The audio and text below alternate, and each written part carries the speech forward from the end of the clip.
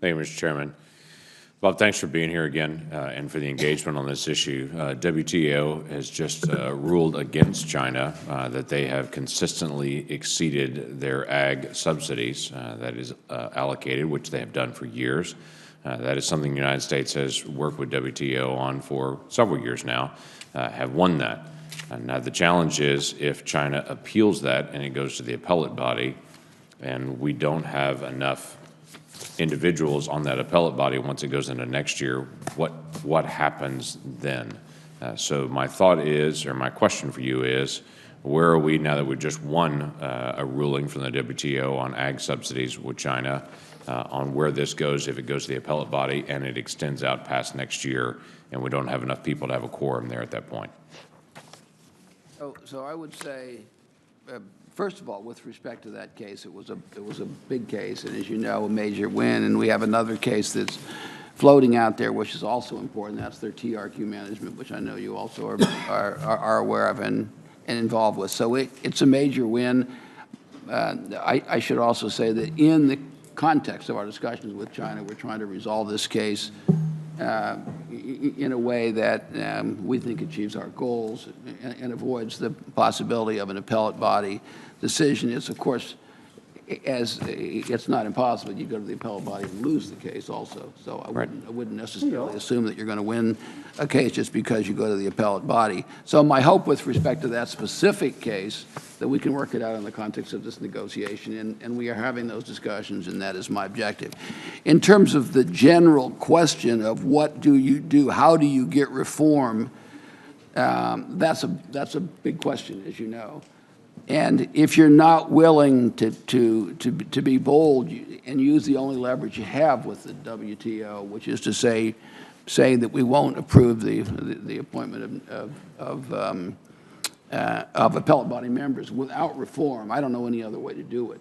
And I could go through, I know you know well, I could go through the appellate body doesn't follow its own rules. It's creating a jurisprudence, which there was never any contemplation that this would be part of this process, right? The whole, I should take a step back for members who haven't spent a lot of time on this. The notion was you would have specific disputes decided by a panel, and an appellate body would come in 90 days and say, okay, fine, is there a crisis here? If not, the panel would decide, and there'd be no jurisprudence. What has developed over time is, in fact, these things, the appellate body take years. They have developed their own jurisprudence, so they'll cite their own things, and this is the effect of this has been to create obligations that we never agreed to and to take away rights that we bought. So what you're saying is, what do you do? You're creating a problem to force reform. How does it have a short-term impact on an important matter? I'm saying I'm trying to deal with that matter in the context of these negotiations, but that doesn't in any way obviate your more important point. So but the bigger issue is your opposition is not to the appellate body, it is to how it's actually operating. So the hope is to be able to get it back to operating functionally and consistently and predictably rather than sporadically, and to be able to get it back to full functioning.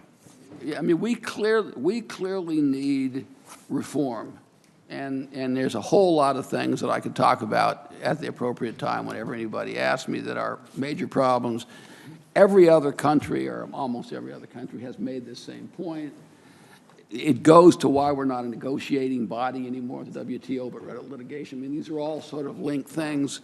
I have, 3 former WTO director generals who even, 15 years ago were saying this is a bad trend, it's a problem, and we have to get away with it. And it's a major, major change from what the WTO was supposed to do.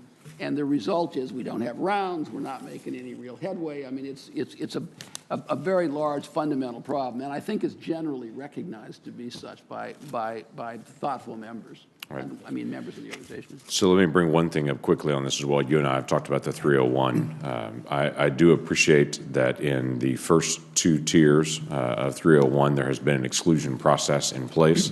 That there's been a dialogue, and you and I have discussed before, that if it moves from 10% tariffs to 25% tariffs, There will be an exclusion process at that point as well. But I would tell you some Oklahoma companies that do a lot of trade and manufacturing are concerned that there may be a point where the 10% tariffs are left in place and there's still no exclusion process. So there'd be an exclusion process for Tier 1 and 2, but there never would be for Tier 3. And I would just say that's inherently inconsistent for how we have handled things in the past, and we can continue that conversation in the future.